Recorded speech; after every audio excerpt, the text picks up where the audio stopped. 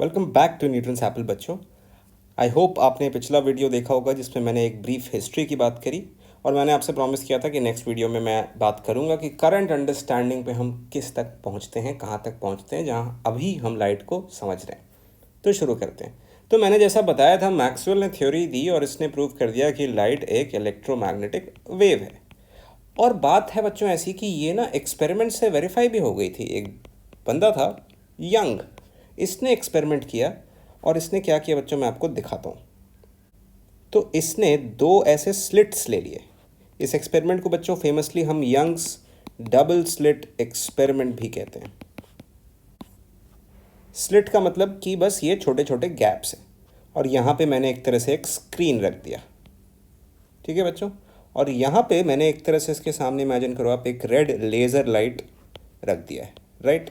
तो आप एक्सपेक्ट करोगे कि जैसा लाइट अगर स्ट्रेट लाइन में ट्रैवल करता है, आपने इतना पढ़ा होगा, सुना होगा, तो इसके पीछे डायरेक्टली यहाँ पे शैडो बननी चाहिए। यहाँ पे एक हम एक्सपेक्ट करेंगे कि यहाँ पे एक रेड स्पॉट, यहाँ पे एक रेड स्पॉट मिलनी चाहिए, क्योंकि और कहीं लाइट तो नहीं पहुँचेगी, राइट बच्चों।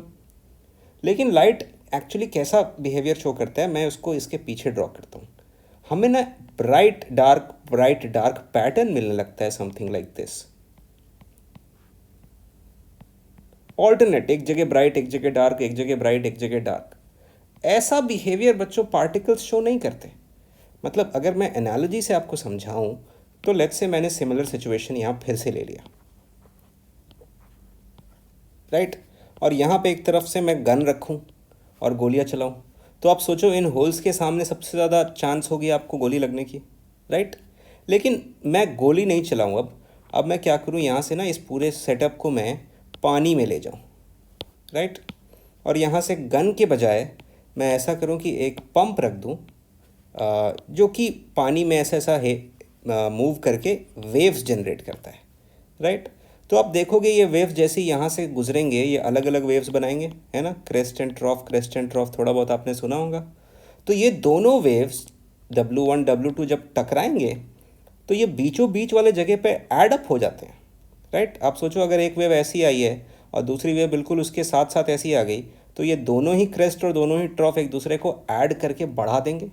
और अगर ऐसा हुआ कि एक वेव ऐसी आई और दूसरी वेव ऐसी आई, तो ये एक दूसरे को कैंसिल आउट कर देंगे।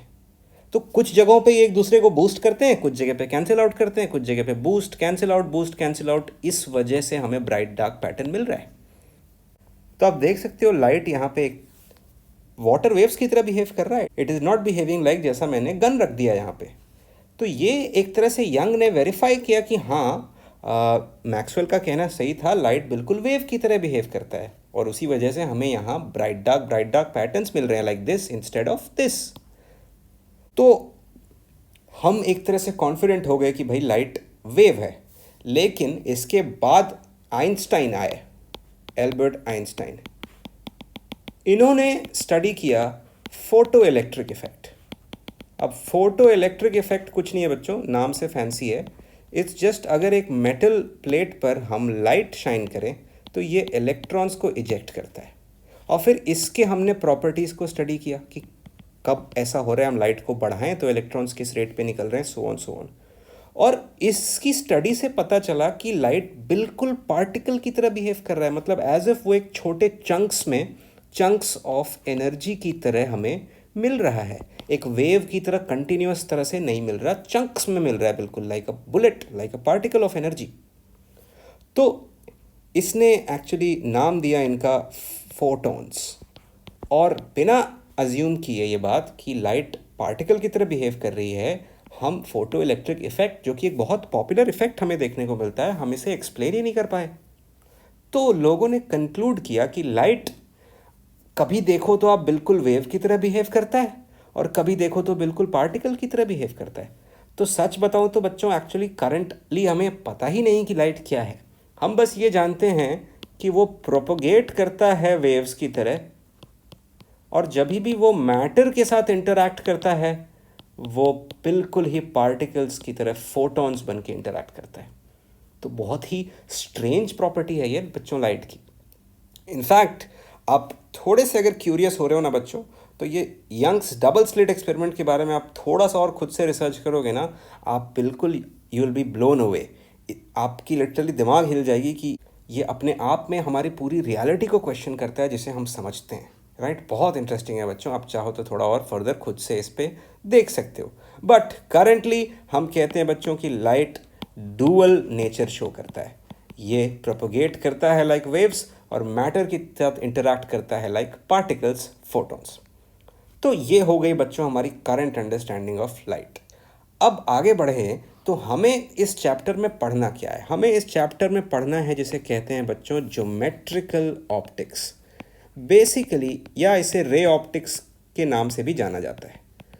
बेसिकली हमारा इस चैप्टर में हमें लाइट की नेचर से कंसर्न नहीं रहेगा, राइट। हम क्या करेंगे, हम सिर्फ एक प्रॉपर्टी ऑफ लाइट को ट्रीट करेंगे important, that is the rectilinear propagation of light.